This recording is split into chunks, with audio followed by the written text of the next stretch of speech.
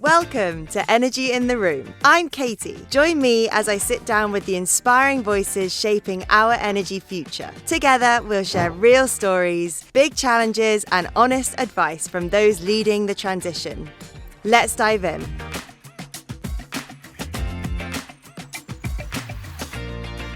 So today our guest is Amy Kean, partner and co-founder at Stride Renewables. Amy has been working at the intersection of the energy markets, policy and project delivery for more than 25 years across Australia and overseas. Today we're going to talk about Amy's take on policy reformation, implementation, your journey and Stride Renewables, as well as women in renewables. So welcome, Amy. Thank you, Katie. It's a pleasure to be with you today. Thank you. Likewise. So let's start from the beginning. What drew you into renewable energy and policy, and also what's kept you passionate through the ups and downs of the sector? Yeah, as we're just saying, it's 25 years now. So I'm really lucky to have worked in the sector for that long. I had a science background at uni and then quickly got into energy trading, actually, as a consultant. And renewables was a very different concept. And I just remember studying the science of climate change in the 90s at uni, and then New South Wales had just set up the Sustainable Energy Development Authority, which was a very a leading, thought-provoking organisation, was very much ahead of its time. And it was just a light bulb moment for me. That's what I wanted to do. The fact that we could have government supporting energy from renewable sources, it was so different to what the prevailing energy source was, and we could actually harness the sun back then. So I went for 3 interviews before I finally got a job at Cedar, and stuck with it. And I kept saying, I'm not going away till you give me a job. And I had some wonderful mentors and sponsors there, and then continued to work in energy, going between generators and industry associations and doing work overseas with NGOs as well. So, I mean, I still love it. I often think every year I sit down in January and think, what do I want to do? Is there something else I want to do? But I feel like it's such a complicated and complex industry, and it's never boring. And I'm always learning, and I feel like I can constantly, there's always stuff to read, and I'm never across anything. So can't think of anything else I want to do. And right now is such a fabulous time. It's so fascinating, and the economics are on our side, the public's on our side. I'm very motivated as to where we are, because it's so hopeful compared to what I look back 25 years ago when the economics wasn't there. It was bonkers. It was kind of sci-fi. To now having every home almost with solar, it's a fundamentally different place. So it's great. I'm very proud of what I do, and I love it, and certainly encourage young people to join the sector. Yeah, and I bet you have seen such a change over the last 25 years. Like, I think if you went out onto the street 25 years ago and you asked someone what is solar, or even anything, they would have absolutely no clue what you're on about. No. Do you think? Is that fair to say? Oh, absolutely. As I said, it was, everyone used to think of the ozone layer at the time. It's like, no, greenhouse, it's different. We solved the ozone problem effectively, so that gives me hope. We had one system in the government building that was a solar system, and we had delegations almost weekly coming to look at it because it was so rare and fascinating. And to where we are now, it constantly blows my mind how far we've come, but also obviously how far we have to go. But that's so possible because the change has been extraordinary, and it's great to go on that journey. Yeah. No, incredible. And you've worked across both government and private sectors and sat in a few different boardrooms. That's a huge mix of experience. And how do you think that's shaped the way you approach the energy transition? Yeah, I really think it's given me enormous strength, but also much more a practical approach to the complexities, seeing things from different perspectives. And I think it's very healthy for people's career developments to get that perspective. I think I understand government is incredibly challenging, and my utmost respect to those that work in government because the operating environment is really hard, and people are very quick to criticise government without really appreciating often how much work goes into a policy to get it over the line. It's just, it's really tough. But then equally so, the private sector also has its own challenges and, the speed and the pressure of making things financially viable. And of course, everything comes down to people. So appreciating just, I guess I really value the importance of collaboration. Collaboration's key. And no one can do it alone. We need civil society, we need government, we need business. Everyone has a role to play and a different role, and that's really important. So I'm pleased to have seen all different angles. And right now, with Stride as a business, we work across all sectors, and again, bringing those groups together is where magic happens. Yeah, no, I agree. And that leads me nicely on to my next question about Stride Renewables. Talk to us about Stride and why you founded the company. Thanks. Yeah, I mean, Stride is a small boutique advisory firm. There's almost 20 people in the company now, so we've grown, which has been a privilege to watch that happen over 6 years with my co-founder, Luke Osborne. We set up Stride to bridge the gap between the government and business and really accelerate projects, so bring them from the public to the paddock and work and make sure that particularly social license is dealt with. We saw a gap between doing projects well and doing them quickly and actually generating clean megawatts in a smart way. So yeah, it's been a lot of fun, and yes, still enjoying it. Yeah, amazing, incredible. And I think like a core part of the services that you offer with Stride is around policy, right? And how to navigate that. Yeah, that's right. Understanding policy from a private sector perspective and making sure that works. But we're also really lucky to do a lot of work with government and helping them understand what's happening on the ground, because I often talk about kids in a playground who speak different languages. They kind of talk at each other but don't really communicate. And I used to see that in government. It was just a complete misunderstanding, and that communication's key. In fact, a lot of the work we do is strategic communication, because unless you're able to communicate to the right audience, things are lost in translation. And then opportunities are missed. So, and bringing people into the mix as well is really important. This isn't just an engineering problem, this is a people problem. Yeah, it comes back to collaboration, and it is down to the people. Absolutely. Yeah. They're most important and also the hardest problems that I think exist in the energy transition and often forgotten about. And the same, we talk about communities, it's always about making sure that people and place are at the centre. Yeah. Yeah. And I think it is, people always talk about the complexity of our sector and the amount of different stakeholders that need to be looked after, heard, and the influence that those stakeholders all have on the sector.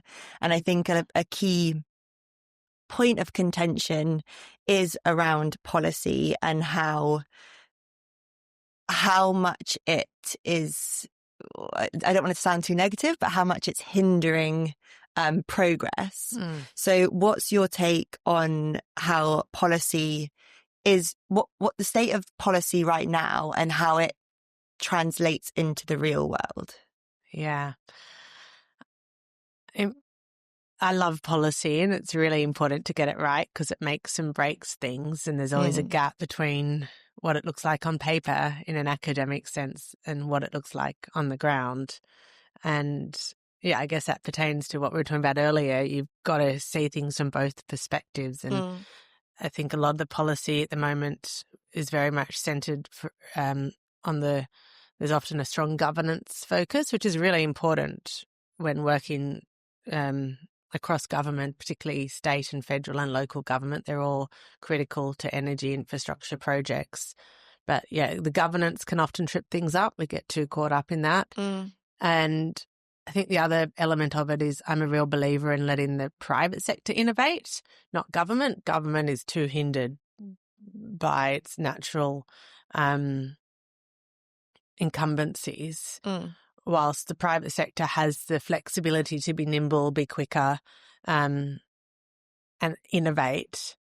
And so you've got to let them do that. So by putting out a carrot or a goalpost is much more effective than using a stick and dictating how they do things. And I think energy policy's shifted a lot in the last really couple of years, of particularly using tenders and market mechanisms to allowing the private sector to tell the government what they'd like to do, and then assessing them on that, which is much better than what used to happen, particularly through the planning process, where it was, you must do this, and the stick approach. And we can never guess or anticipate what's going to happen. And also every community is different, so there's just not one size fits all.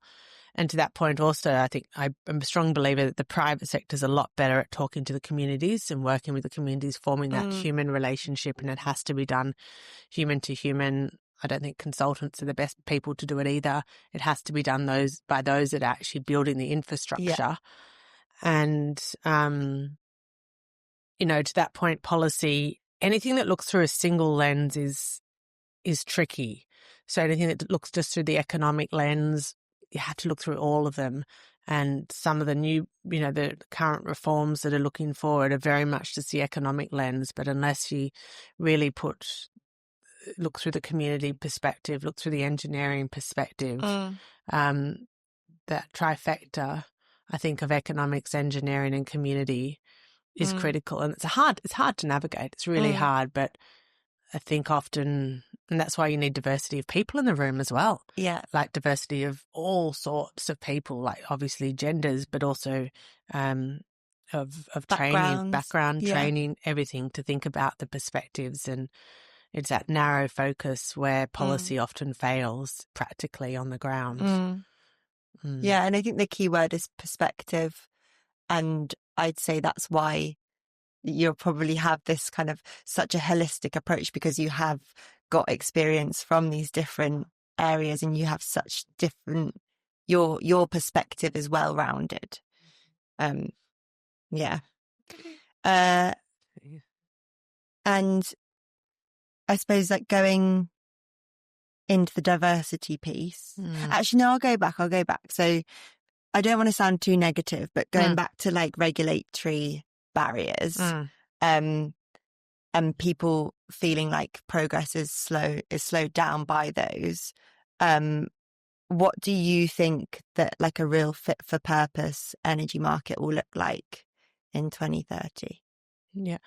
I mean, first of all, on regulatory barriers and slowed down, I mean, I'm talking large scale infrastructure. Yeah. And yes, there are absolutely barriers, but also there's good projects and particularly good developers will do a good job of navigating those, I think. So we've got to be careful about that you do need to have boundaries for a reason. Yeah. And that can get overlooked sometimes. Saying that, there absolutely are there are some strong regulatory barriers. Obviously, planning grid is a big one.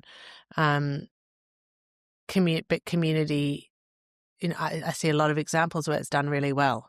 Yeah. And I'm seeing that more and more so now, where the bar has been lifted, and certainly the capacity investment scheme, I think, is a really good policy in that sense of lifting the bar. And I'm seeing a lot of incredible innovation on the ground that's driving things we've never seen out of energy market before, local manufacturing.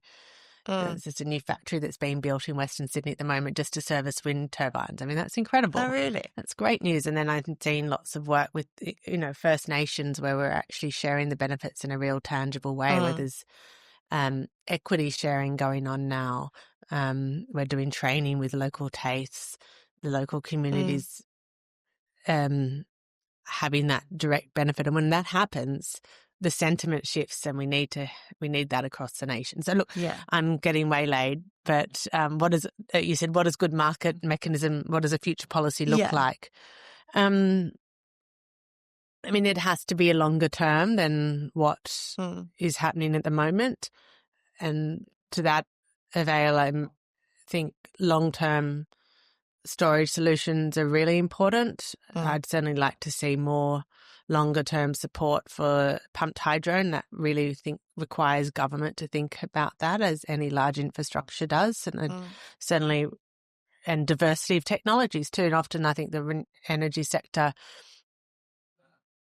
almost cannibalizes itself by focusing on one technology over the other. And again, we can't predict which technology is going to become more economic and more efficient and meet the needs. But I don't think anything will. So I often think about it like an ecosystem, a forest. You just need everything in it.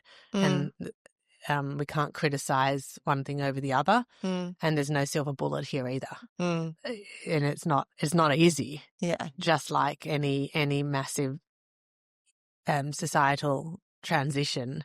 Yeah, it's really complicated. Yeah, and there's no quick fix.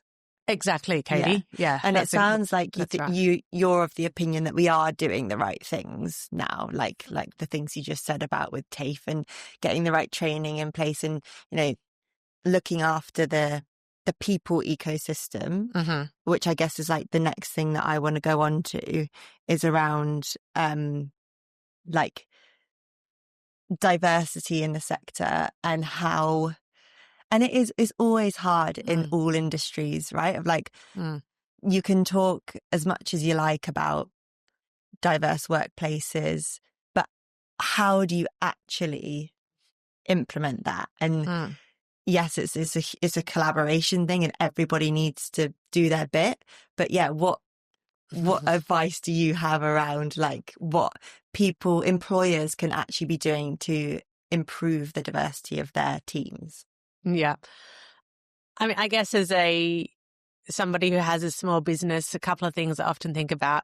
One is, I think it's often human nature to employ people the same as you. Yeah. And in fact, maybe we had about 90% women in our company. So I need to actively diversify to other genders and people as well. But so it's thinking about the value of opposites in teams, some are real and different roles, and people who think differently and have different ideas. Again, that's when you have the colour, and that's really important, because otherwise you get group thinking or create your own echo chambers. So that's something you have to be actively aware of, and it can be uncomfortable choosing particularly personalities that are different to your own. In terms of, you know, energy, we often talk about gender. So you know, for me, I've got young children and worked through raising them. Some of the things that I really value now is the ability to work from home. So at Stride, we're flexible with our working, and we've run the company remotely with people across 4 states now. And there are things you can do, and we're showing it continues to work. I think you have to compensate for it, but we make sure we go above and beyond to check in and have activities online. We have Wellness Wednesday where everybody takes a chance to, sometimes we do drawing together, or just, you know, things outside of the box to connect as humans. So addressing that, we're not in the office, but for parents, that's a game changer. Yeah.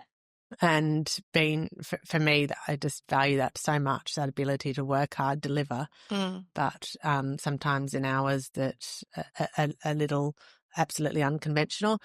I think also on that point, the energy sector having public events at lunchtime is really important. Oh, yeah. Simple things, like they often have women in energy breakfasts early at 7 a.m. and that doesn't work particularly especially for if parents. Get the kids to school. No, or afternoon drinks doesn't work either. So yeah, lunches is a really appropriate time, in my opinion. And then I think it's great to have for young people, everyone, because we need young people and we need diversity, to actively find mentors, and then equally so sponsor as more senior leaders, sponsor junior people. Yeah. And I was lucky enough to have a number of sponsors throughout my career that I'm very grateful who have, pulled me through and taught me, and not just mentoring, but actually sponsoring people. Yeah. When you say sponsoring, what do you mean? I think actually advocating for them and holding and speaking up and using their name in meetings and giving them the job opportunities and backing them as individuals in organisations is slightly different to mentoring. Mentoring is more of can be more of a connection to somebody you can't directly help except through coaching, while sponsoring is identifying people with PT for various reasons. Support them. And if you think about it from another perspective, if you were someone that wants to be a mentor or wants to sponsor people, have you got any suggestions on how you can kind of put yourself out there as someone that, or even if you're just in conversation in a women's lunch, like any advice on how people can approach that? Certainly mid-level, I think, is often a forgotten tranche. Like people focus on the really young people out of uni or junior early level careers, but it's often the mid-level that's particularly diversity. Junior levels, it's evened out, but it's going from mid to senior levels where you have that valley of differential, I guess, diversity is lost. So I think just being bold and brave and frank and offering that support too. I'm always trying to encourage particularly women, who's something I care about in energy where it hasn't been balanced, to be bolder and speak up, because often I think women are more timid and naturally want to have everything sorted before they'll go for the next job or do a public speaking. They want to be an expert before they'll speak publicly, or but it goes both ways. I had a young man that I'm proud to have mentored and invited him to a boardroom lunch, and he said, "Oh no, I'm not senior enough. I'll invite my boss." I'm like, no, I asked you. I didn't invite your boss. I don't want your boss to come. I want you to come. No, I think that's definitely a thing. I think if I would, like, not that I would be in a position, well, there you go. That's me being self-deprecating again. Like, I think women tend to maybe think like, oh, I don't think I'm in a position or senior enough or have achieved enough to be a mentor. But actually, I think it's collaboration again. And the more people connect and give each other advice and go out of their way to support one another, the more everyone's going to benefit. Yeah, I think that's a really good point. And also, as you time becomes more limited as you become older, often by like for me, I'm at a stage where time isn't my friend. So often I'm asked to meet with junior people, whilst I will delegate that to mid-level people in my team to then meet with somebody, because they're well placed to have those coffees, have those lunches. So it's sharing that as well and teaching them how to mentor rather than me saying no, who can do that and learn from that experience as well. So I don't think a mentoring thing should be a senior leadership role, but perhaps what you're saying, Katie, it's like bringing on everyone can do it almost like a village. Yeah. Yeah. Yeah, I like that. Yeah. Yeah, no, you read between the lines there of what I was trying to say, but that's absolutely what I mean. And it's like, moving the needle where you can and just, I guess, passing on your wisdom. Yeah, that may have come out a bit wrong. I'm too busy, so we might have to look at that one. No, it didn't at all. Okay. And you have been, as has come across so far as well, you've been a visible advocate for women in the energy sector. What practical steps do you think make the biggest difference in getting more women into decision-making roles? Like maybe, and I am talking like senior leadership now, like in boardrooms, etc. I think quotas are really important for getting women into leadership roles. that helps and targets. I am an advocate of that. We've seen what happens in political parties when that doesn't happen. It doesn't serve anyone well. And that's really interesting that you're happy to say that, because I think I agree, but I think a lot of people would say, well, it's not just a tick box exercise, and if you have quotas, people are just doing it for the sake of it. But I am of the same opinion as you. Well, particularly the senior levels. I mean, look at the statistics, and women on boards is so low, and women in executive levels is so low. And there's many reasons why that's the case, but you have to have that diversity. I was on a board, a senior board, and I brought my daughter along, who was 11 at the time, because she was sick and I didn't want to miss the meeting. So she's, they've often that's happened all, well, certainly since they were born. I've dragged them to meetings, and she was very good and sat there. And then one of the wives of one of the men were there, and was shocked that I was on the board, and it was very clear. And I said to my daughter, "What did you think?" She said, "They assumed you were the tea lady." She picked up on that. Yeah. Wow. And, it's just like, yeah, but I'm not. I'm not the tea lady. And it's, things are changing, but we need to keep that. Things have shifted a lot, and we need to keep bringing up women. And that's why we have to actively address it, because it's a better outcome for everyone. And the same goes for it's not just gender. Yeah. It's diversity with First Nations people, with minority groups. Different ethnicities. And it does result in better outcomes, and, to your point, perspectives and decision making. It's not healthy to have equally so a boardroom just women of my age, 50-year-old women around the table isn't going to work either. No, agreed. And then finally, what advice would you give to young women starting out in the energy industry? First of all, learn as much as you can. So don't rely on academic training or work. Really become an expert, and that requires deep reading. And there's so much information out there, but become an expert in a particular. Pick something you love and that you care about, and then take your own initiative to become a deep expert. That will be valued. And then don't be shy about sharing your expertise through different means. And your podcast is a great example, but then through communication is changing so quickly. So participate in the debate through different communication channels, and take the opportunity then to start to, if it requires public speaking courses, do media training. There's so many events now that you can start to build your communication skills, even if it's a lunch and learn. We have a lunch and learn once a week in our organisation for junior people to start to practice communicating and presenting. I think also finding a mentor and a sponsor is important to help you navigate that work. And make sure you're in an organisation that takes care of you and is good with good people, because people matter, and working with good people is everything. So you don't need to tolerate substandard cultures. Because if you're happy and you enjoy it, you'll thrive. That's a really good bit of advice.